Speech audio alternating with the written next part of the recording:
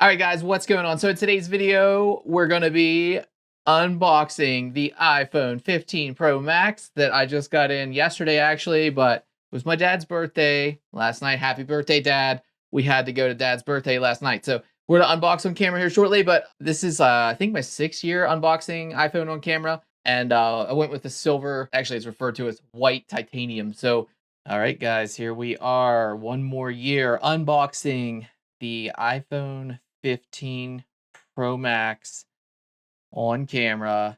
Check this out. So the box appears to be relatively the same size. It kind of has the same texture that it always does, where there's a little bit of a bump here on the edge. Very shiny looking. Well, let's get right to it. There we go. There we go. I can already tell you it's different just looking at the sides of this.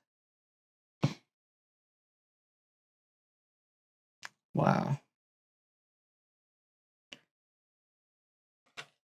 Look at that. Very shiny, but also not as not as reflective, or the stainless steel was always more like a mirror finish, where this is definitely more of like a powder. I don't feel like it feels a lot different. It's definitely stickier.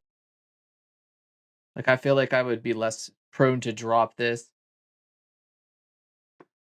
So yeah, look, this is pretty wild. So check out this camera bump.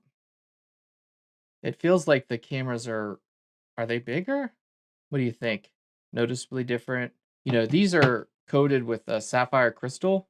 And last year, whenever I was comparing them side to side, I scratched my screen. This is the iPhone 14, and this is the 15 Pro Max. Very similar looking for sure. Move them side by side. I'm trying to get the lighting. This is the new one, and this is the old one.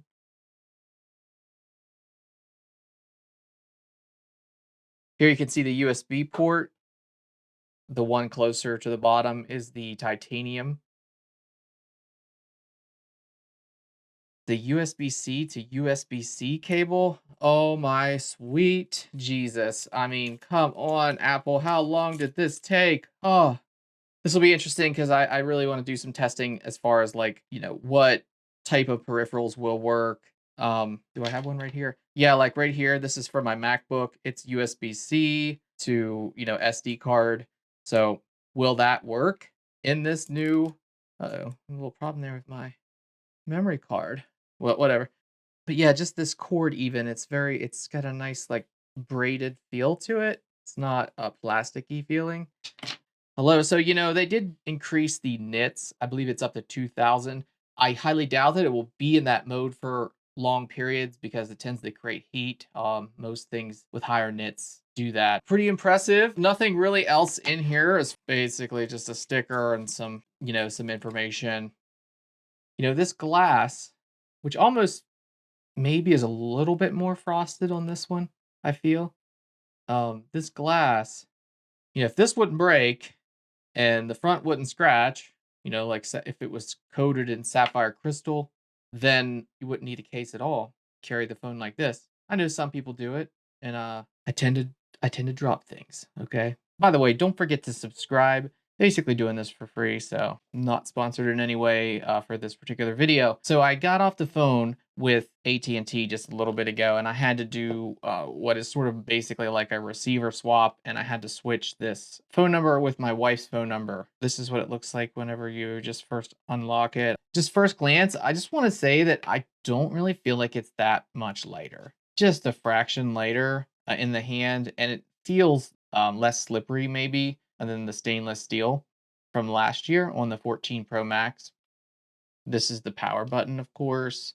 And then on this side, you have the volume buttons and also this activity button, which you hold it to go silent, which is usually the default mode. The kill switch. I always run my phone in silent. I mean, we have some camera updates, which I will be showing in a later video. Probably the biggest thing for me, being able to use a USB-C peripheral is sort of a game changer. You know, it's going to be nice because if you have a MacBook or PC, laptop, whatever, Linux, whatever you have, you'll typically have this USB-C peripheral, and it will, for the most part, work with your new iPhone. So again, this is one's for my MacBook. It's how I read an SD card in my which MacBook? I have the M1 Pro. That's why I have this. And then so, you know, if you go into your photos, you're gonna now have the import, and this is the card. Anyhow, so yeah, it's totally doing those. It's kind of interesting. So I unhook that. You can see it. It got rid of it. What about hard drives? Things like that. Are we able now to hook up hard drives? Let's check it out. Okay, so here is a hard drive, right? Let's see what happens when we plug this hard drive in.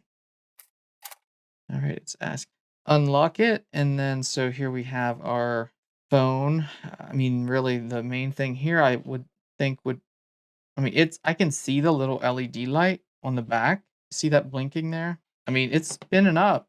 Wow, that is crazy. Let me zoom in a little bit here. But what is the point of it, right? So like that's a good question. So like what about files? In the Files app, is there anything we can do in there? Look at that.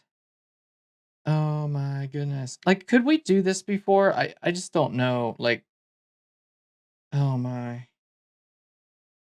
This is some raw footage from our Maui trip last year, and that's on this hard drive spinning right here. Like, I just don't know if there was like a lightning adapter. I'm guessing not, because I should have figured that out, right?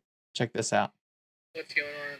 We are here at Papakea in Kaanapali, Maui. So we were destined for Maui this year, and we got affected by those fires. We were not able to make our trip.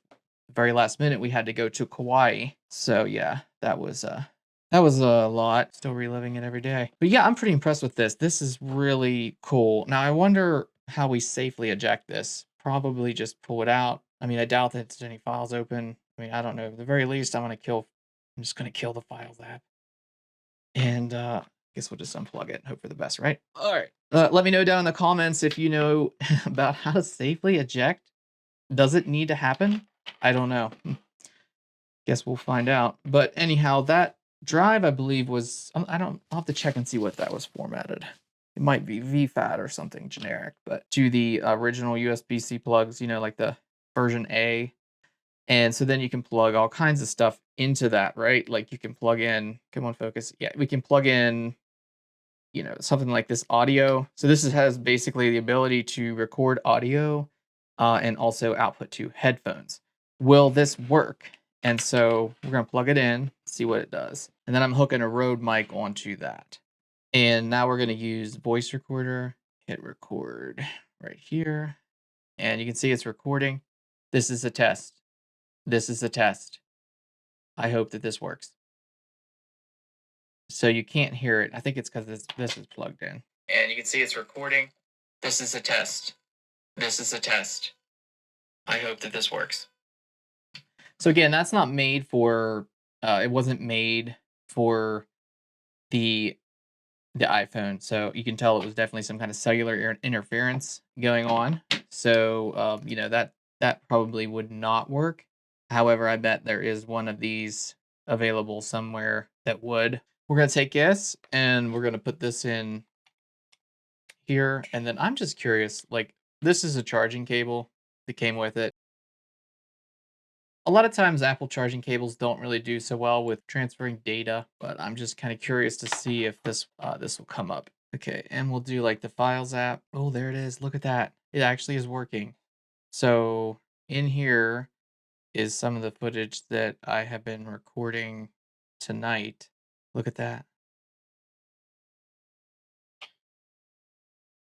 Okay, so testing. Why am I? Oh, hold on.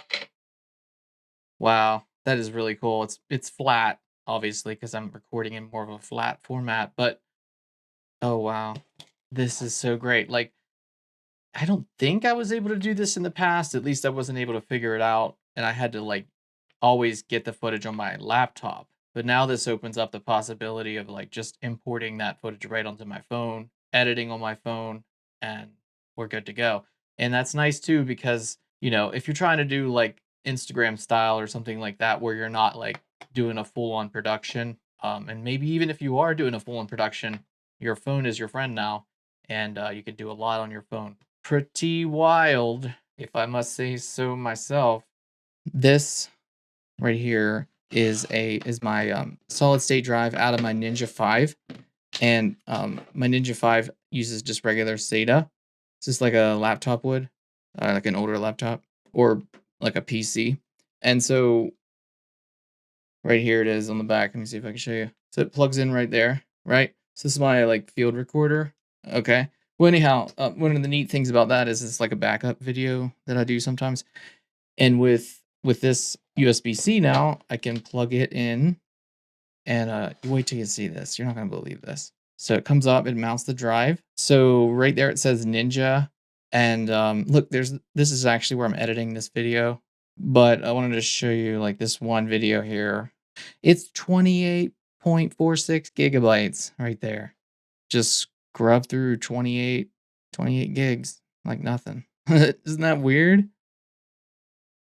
And look how messy it's gotten over here.